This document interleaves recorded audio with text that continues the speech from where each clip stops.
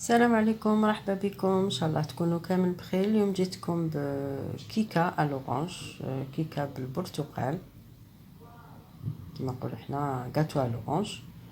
وقت تشينا بروفيت نديرو هكا دي غاتو كما راكم تشوفوا. جات بزاف بنينه مشربه بالكو تاع الورانج. واش نقول لكم، جات ما شاء الله. حتى هي ما فيهاش مقادير بزاف، يعني كثيره، 4 حبات ولاد الدجاج. حنا درنا ان غاتو راهي يبارك ما شاء الله. بون حنا ندوزو نحضروا دابور لو سيرو. عندي كاس تاع سكر بزوج كيسان تاع ماء، الكاس السعه تاعو 220 كما تعودنا بالكاس هذا.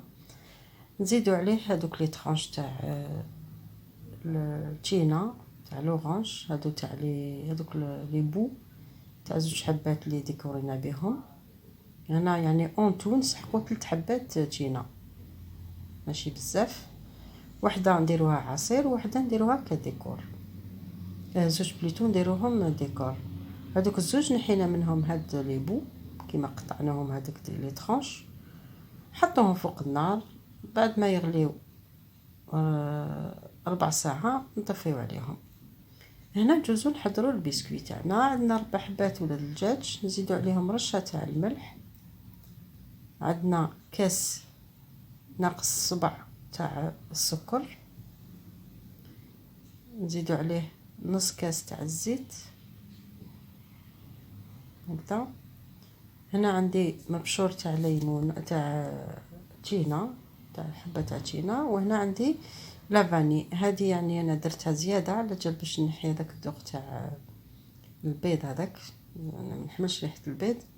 زدت لافاني، زدت مغرفه تاع ديسير ولا نص مغرفه تاع الشرب.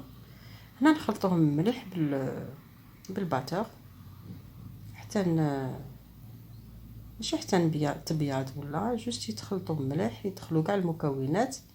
باش نزيدوا عليهم هذيك نص كاس تاع عصير البرتقال اللي هي حبه تاع برتقال، حبه كبيره. هنا نخلطوهم مليح ونزيدوا.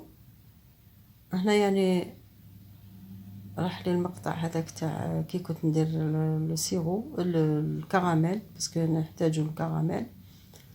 ومن بعد نحكي لكم عليه، نقول لكم كيفاش درتو. هنا نجوزو نكملوا الكيكه تاعنا، البسكوي ديالنا. هنا درت زوج كيسان معمرين تاع الفارينه، زدت عليهم كيس ونص تاع لا ليفور شيميك، معناتها 15 غرام. على كل حال المقادير كامله راح نسيبوهم في صندوق الوصف، بالشربات بالكراميل هذاك اللي درناه وهذا البسكوي. فوالا نجيبوا المول تاعنا. انا خيرت هذا المول كاري، نتوما ديروا المول اللي يساعدكم اللي تحبوه. انا هذا المول اللي يتحل درت له بابي كويسون، كنت درت شويه زبده وحطيت البابي كويسون. هنا نجوزو نحطو هذاك الكراميل اللي قلت لكم. كنت درت كاس تاع السكر يذوب، درتو على شكل ذوبتو ودرتو كراميل. ومن بعد زدت عليه هذاك حتى تحمرت هذيك الكراميل ديالي بهذا اللون هذا، يكون شويه غامق. كي طابت زدت لها هذاك الربع تاع الكاس تاع الماء اللي شفتوني من قبيله وريته لكم. هذاك الماء لازم يكون دافي. نزيدو على هذاك الكراميل يغلي شويه برك ونحطوه بجيه.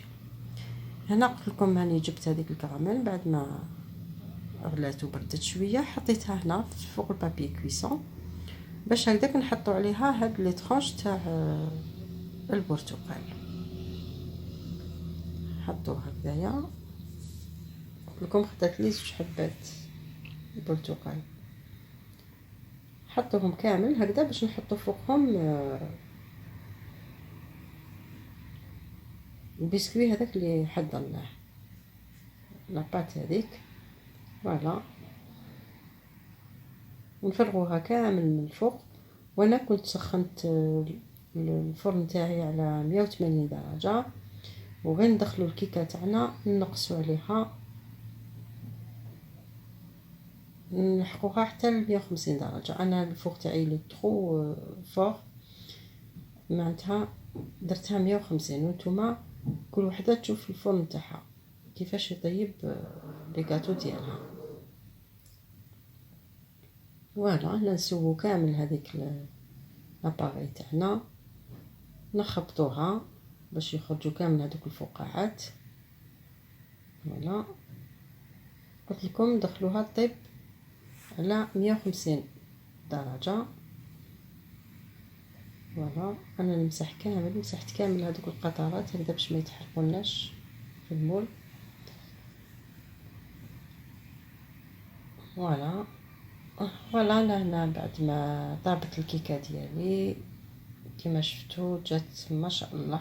هاد التحمر هذا هو الكراميل، ماهيش محروقه ولا جوست لو كراميل هو اللي عطالها هاد اللون هذا. انا الكيكه تاعي وهي سخونه شربتها بهذاك السيرو اللي كنت حضرته معكم، سيرو الورانج. فوالا نشربوها كامل هكذايا وهي سخونه. صدقوني جات بنينه بزاف مع دوق تاع لورانج هذاك. باش نقول لكم ما شاء الله. ماذا بيا كون تجربوها وتعطيوني رايكم فيها. فوالا كنت تشوفوا فرغت كامل هذاك السيرو.